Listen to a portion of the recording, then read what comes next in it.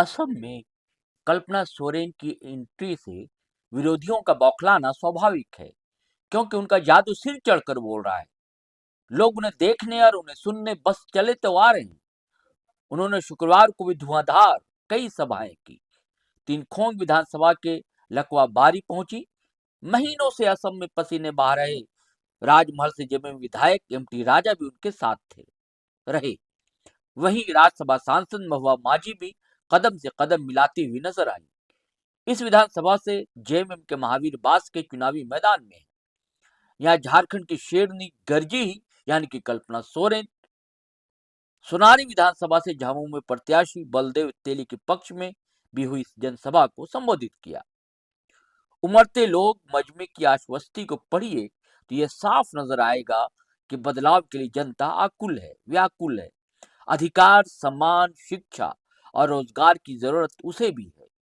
वर्तमान सरकार ने धर्मांधता की गोली तो भरपेट दी, लेकिन पेट भर 2 जून रोटी सही से उन्हें नसीब ना हो सकी, खासकर बागान के मजदूरों को। कल्पना सोरेन दोनों जगह जमकर दहाड़ी, जिसने हिमंता की धड़कन को बढ़ा दिया। पहले सुनिए सोनारी में कल्पना का दमदार भाषण, जिसने सत्ता को हिलाकर रख दिया है। फिर तीनखोंग में उनका तार्किक वार से भी हम रूबरू कराएंगे। हम अपने आप को घर से आदिवासी बोलते हैं, लेकिन जैसे ही हम असम की धरती पर आते हैं, हमारी पहचान धूमिल हो जाती है। हम ही अपने आप से सवाल करते हैं, मैं कौन हूँ? मैं कौन हूँ? मेरे भाई बहन, मेरे रिश्तेदार जो दूसरे राज्य में रहते हैं, वो अपने आप को बड़े शान के साथ में बोलते हैं कि वो आदिवासी हैं, लेकिन जब हम इस धरती पे आते हैं तो हमें वो इज्जत क्यों नहीं मिलती? ये आसाम को किसने बनाया है? ये आसाम के चाय बागानों में मेहनत करके अपना खून पसीना बहा करके इसको सींचा किसने है? यहाँ की जो चाय सिर्फ देश में नहीं पूरे विश्व में प्रसिद्ध है, उसकी अर्थव्यवस्था को मजबूत करने का काम किसने किया है? तो जब आदिवासी ने किया है तो हमें आदिवासी का संवैधानिक दर्जा ये लोग क्यों नहीं देते हैं?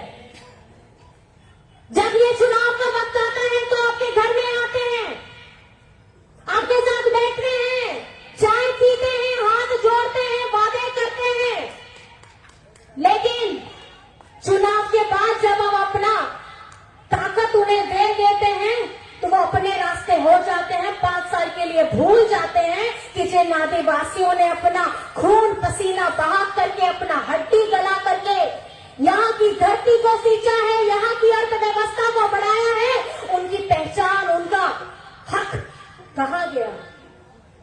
लेकिन आज इस वक्त में जब हम यहाँ खड़े हैं, जेबीपी का आह्वान पे जब हम यहाँ असम की धरती पे आए हैं, तो जेएमएम के लोगों ने यह ठाना है कि जिस तरीके से झारखंड में हमने अपने अधिकार के लिए जितने बरसों हमने लड़ा, लेकिन हम डटे रहे। विषम गुरु शिबू सोरेन जी ने अपने उन्होंने तब सपना देखा झारखंड बनाने का जब किसी ने नहीं देखा था। वो जेएमएम आज आपके साथ, आपके दर्द को अपना दर्द बना करके, आपके तकलीफ को अपना तकलीफ बना करके, एक माँ के हाथ में वो पत्ती चूमते चूमते जो तकलीफ हुई है, वो हाथों को सहलाने के लिए आए हैं। हम अपने बच्चों को भविष्य उज्जवल करने के लिए आए हैं। हमने तीर धनुष क्यों पकड़ा है? ये तीर धनुष इसलिए पकड़ा है कि ये हमारे आदिवासियों का मान है, सम्मान है, हमारी ये पहचान है। भगवान बिरसा मुंडा, तिलका मांझी, सिद्धू कान्हू, फूलो झानो ने उस वक्त जब अंग्रेजों के साथ लड़ा था, उनके हाथ में कोई हथियार नहीं था। हथियार क्या था? हथियार था ये तीर धनुष। आज आप इस सच्चाई से अपने जीवन को जी रहे हैं। हम आपके जीवन में जो सच्चाई है, जो कड़वाहट है, उसको आपके सामने फिर से रखने का काम कर रहे हैं, क्योंकि असम से हमारे नौजवान साथियों, जय भारत पार्टी के युवा लोगों ने जेएमएम के पास आकर के ये बता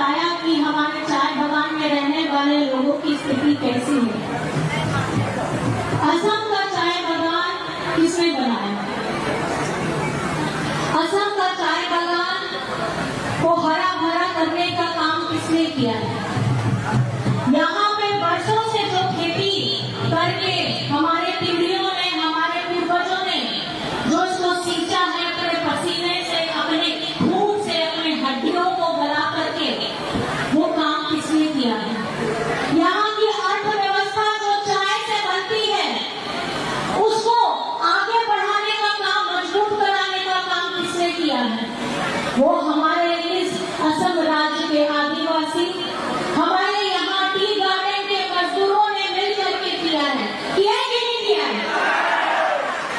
लेकिन इतने वर्ष बीत गए, इतनी सरकारें आई गई, कुर्सियां बदली, झंडों का रंग बदला, लेकिन क्या हमारे आदिवासी भाइयों, हमारे टी गार्डन लोगों की जिंदगी में कोई सुधार हुआ?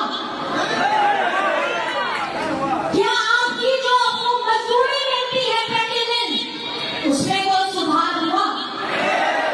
क्या आपके बच्चों का भविष्य उज्जवल आपको दिखाई दे रहा है?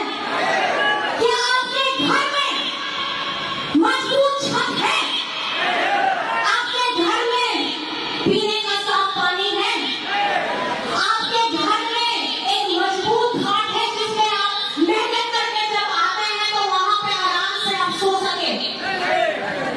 कुछ नहीं। लेकिन उसके बावजूद आपकी इस राज्य की चाय सिर्फ देश में नहीं, पूरे विश्व में प्रसिद्ध है। पूरे विश्व में प्रसिद्ध है। उस मेहनत का असली हकदार कौन है? उस मेहनत का असली हकदार आप लोग। आपेंगे सनम को जहाँ उन्हें खटाल करते से तक हम आयु आपया मयान को आपया उद्गर को आपया हुड़गर या डाक को जहाँ जोड़ करे उन्हें सिंचाई को उन्हें या टका को उनको टी स्टेट या मालिक जे फिरने चला करना है।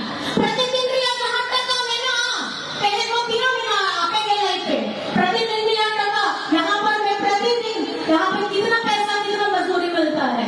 कितना मिलता है आप लोगों को? 250 रुपया।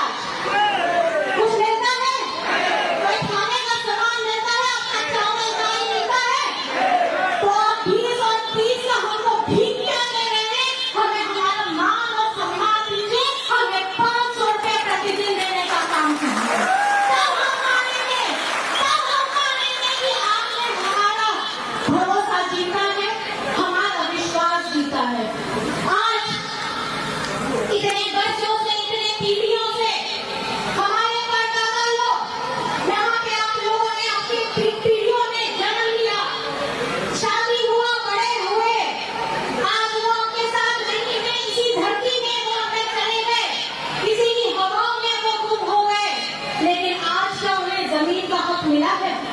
आप अपने आप से पूछिए, क्या जिस जमीन में आपने अपना पूरा जीवन बिता दिया, जिस पूरी जमीन में आपकी पीढ़ियां बीत गई, क्या उस जमीन में आपको अपना हक है, मालिकाना हक है?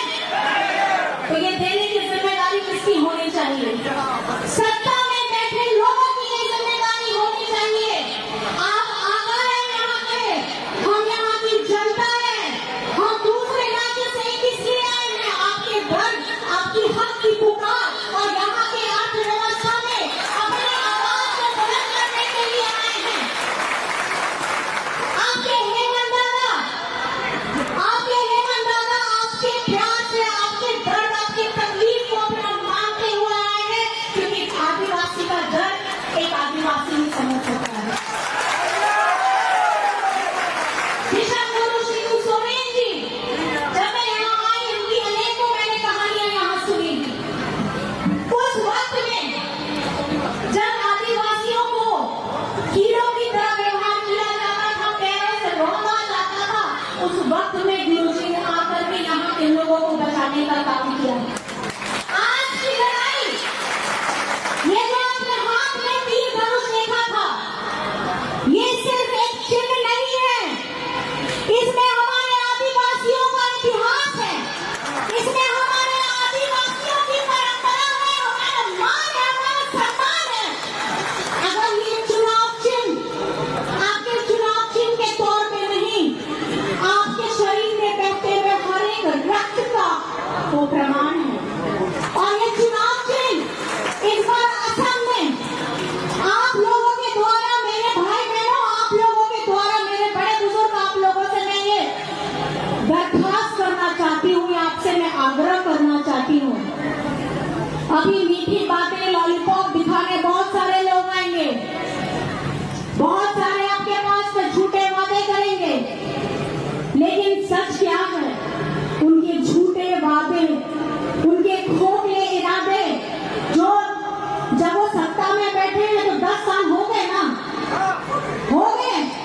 जब आदिवासियों के लिए कुछ करना था आपको, तो आपको 10 साल के अंदर में कर देना चाहिए था, लेकिन आपने हमारा हक नहीं दिया, आपने हमारी जमीन में हमारा मालिकाना हक नहीं दिया, हमारे दिन की मेहनत का मेहताना नहीं दिया, आपने हमें एसटी का दर्जा नहीं दिया, तो हमारी सभ्यता है, हमारी जीवन शैली है।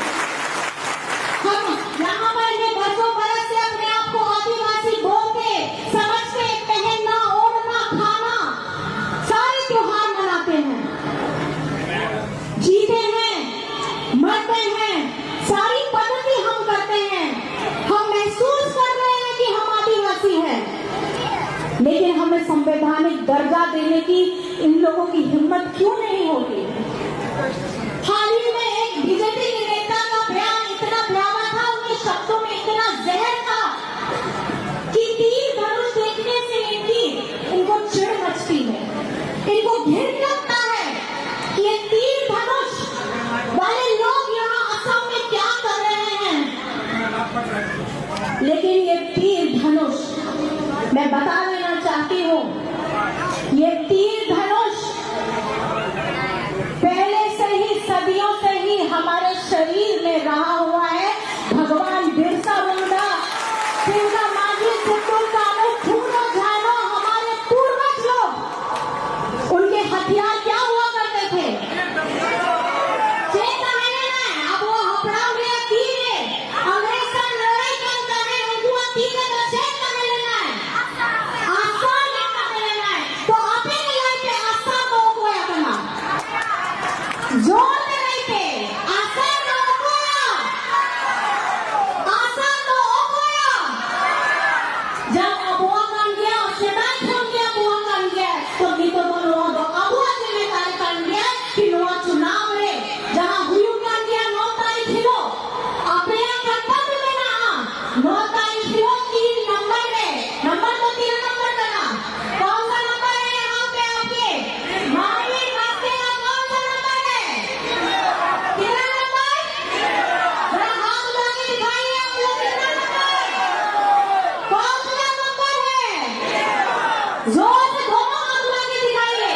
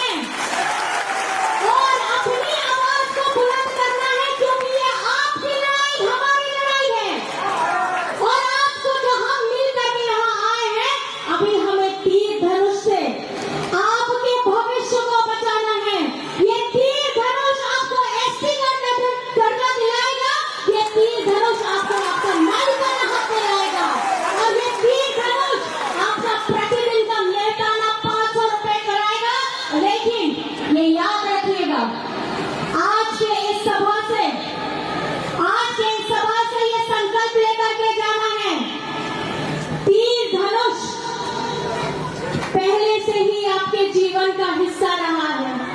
तीर धनुष आपके जिगर में, आपके खून में, आपकी सांस में बसा है। अगर इसका मान रखना है तो उस दिन 9 तारीख को आप लोगों को 3 नंबर का बटन दबा करके हमारे महावीर भास्कर जी को एक मौका देना है। आप ये मौका देने के लिए तैयार हैं? तैयार हैं? सब लोग तैयार हैं? खुद भी तैयार रहिएगा और अपने भाई बहन, अपने रिश्तेदारों को, अपने बड़े बुजुर्गों को जो नहीं जा पा रहा है, अपना साइकिल में, अपना गाड़ी में जो है बैठा करके लेकर के जाना है। ये चुनाव है बदलाव का।